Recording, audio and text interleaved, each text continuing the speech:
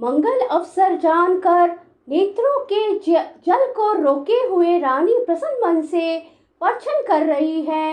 वेदों में कहे हुए तथा कुलाचार के अनुसार सभी व्यवहार रानी ने भली भांति किए।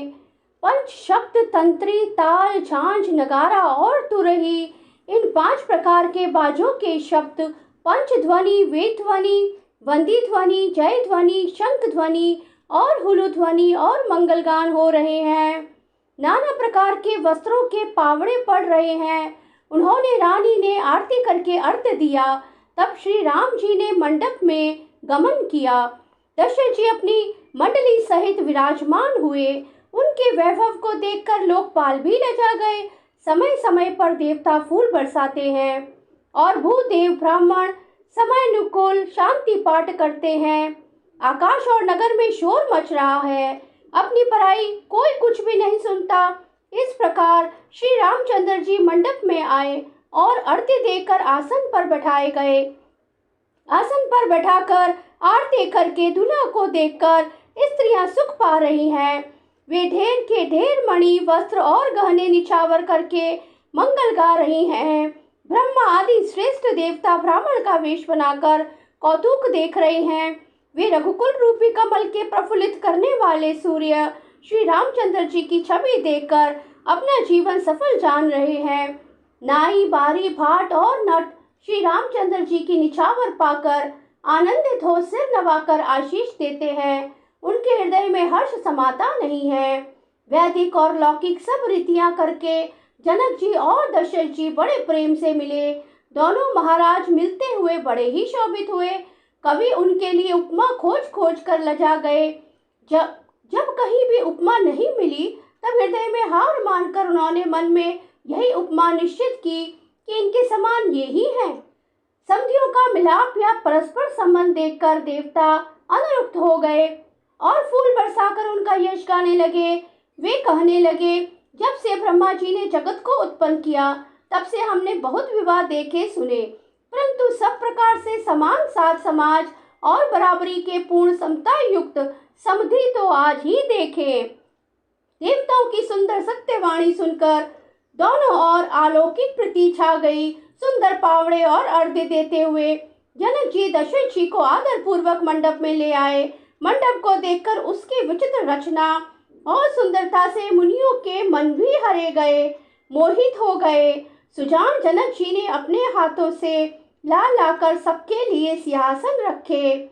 उन्होंने अपने कुल के इष्ट देवता के समान वशिष्ठ जी की पूजा की और विनय करके आशीर्वाद प्राप्त किया।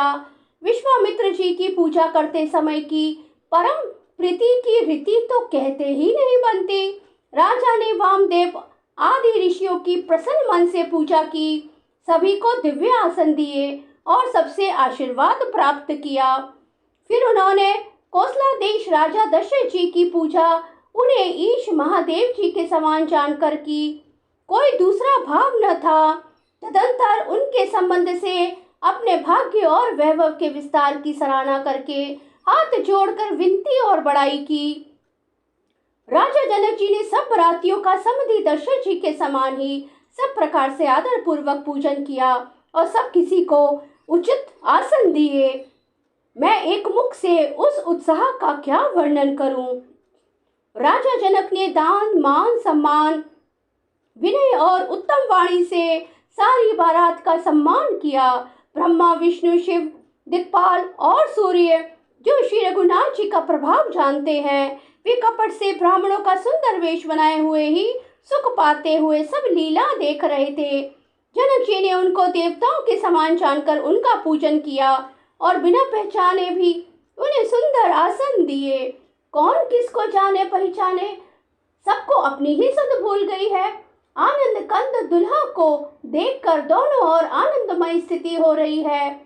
सुजान सर्वज्ञ श्री रामचंद्र जी ने देवताओं को पहचान लिया और उनकी मानसिक पूजा करके उन्हें मानसिक आसन दिए। प्रभु का शील स्वभाव देखकर देवगण मन में बहुत आनंदित हुए।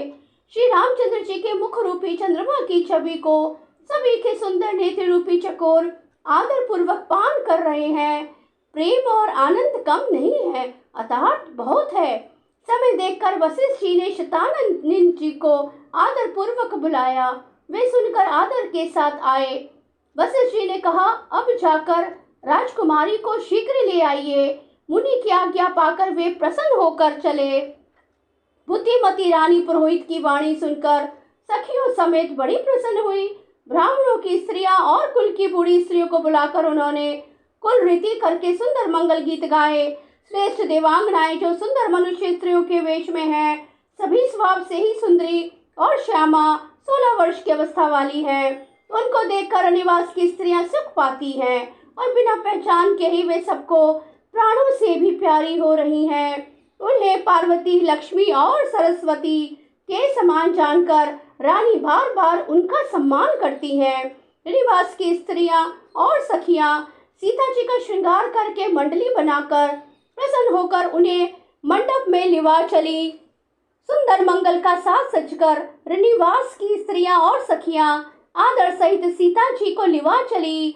सभी सुंदरियां 16 श्रृंगार किए हुए मत वाले हाथियों की चाल से चलने वाली हैं। उनके मनोहर गान को सुनकर मुनि ध्यान छोड़ देते हैं और कामदेव की कोयलें भी लजा जाती हैं। पायजेब, पैंजनी और सुंदर कंकण ताल की गति पर बड़े सुंदर बज रहे हैं। सहज ही सुंदरी सीता जी स्त्रियों के समूह में इस प्रकार शोभा पा रही हैं, मानो छवि रूपी ललनाओं के समूह के बीच साक्षात परम मनोहर शोभा रूपी स्त्री सुशोभित हो। सीता जी की सुंदरता का वर्णन नहीं हो सकता, क्योंकि बुद्धि बहुत छोटी है और मनोहरता बहुत बड़ी है। रूप की राशि और सब प्रकार से पवित्र सीता जी को बरातियों ने आते देखा। सभी ने उन्हें मन ही मन प्रणाम किया। श्री रामचंद्र जी को देखकर तो सभी पूर्ण काम कृतकृत्य हो गए। राजा दशरथ जी पुत्रों सहित हर्षित हुए। उनके हृदय में जितना आनंद था वह कहा नहीं जा सकता। देवता प्रणाम करके फूल बरसा रहे हैं। मंगलों की मूल मुनियों के आशीर्वादों की ध्वनि हो रही है। गानों और नगाड़ों के शब्द से बड़ा शोर मच रहा है। सभी नर नारी प्रेम और आनंद में मग्न हैं। इस प्रकार सीता जी मंडप में आई। मुनिराज बहुत ही आनंदित होकर शांति पाठ पढ़ रहे हैं। उस अवसर की सब रीति व्यवहार और कुलाचार दोनों कुल गुरुओं ने किए। कुलाचार करके गुरु जी प्रसन्न होकर गौरी जी, गणेश जी और ब्राह्मणों की पूजा करा रहे हैं, अथवा ब्राह्मणों के द्वारा गौरी और गणेश जी की पूजा करवा रहे हैं। देवता प्रकट होकर पूजा ग्रहण करते हैं, आशीर्वाद देते हैं और अत्यंत सुख पा रहे हैं। मधुपर्क आदि जिस किसी भी मांगलिक पदार्थ की मुनि जिस समय भी मन में चाह मात्र करते हैं, सेवकगण उसी समय सोने की परातों में और कलाशों में भरकर उन पदार्थों को लिए तैयार रहते हैं। स्वयं सूर्यदेव प्रेम सहित अपने कुल की सब रीतियां बता देते हैं और वे सब आदर पूर्वक की जा रही हैं। इस प्रकार देवताओं की पूजा करा के मुनियों ने सीता जी को सुंदर सिंहासन दिया। श्री सीता जी और श्री राम जी का आपस में एक दूसरे को देखना तथा उनका परस्पर का प्रेम किसी को लख नहीं पड़ रहा। जो बात श्रेष्ठ मन, बुद्धि और वाणी से भी परे है, उसे कवि क्यों कर प्रकट करे। हवन के समय अग्निदेव शरीर धारण करके बड़े ही सुख से आहुति ग्रहण करते हैं और सारे वेद ब्राह्मण का वेद धरकर विवाह की विधियां बताए देते हैं। जनक जी की जग विख्यात पटरानी सीता जी की माता का बखान तो हो ही कैसे सकता है। सुयश, सुकृत, पुण्य, सुख और सुंदरता सबको बटोर कर विधाता ने उन्हें संवार कर तैयार किया है। समय जानकर श्रेष्ठ मुनियों ने उनको बुलवाया। यह सुनते ही सुहागनी स्त्रियां उन्हें आदर पूर्वक ले आई। सुनैना जी जनक जी की पटरानी जनक जी की बाई और ऐसे सो रही है मानो हिमाचल के साथ मैना जी शोभित हो। बोले जय सिया राम सिया राम सिया राम।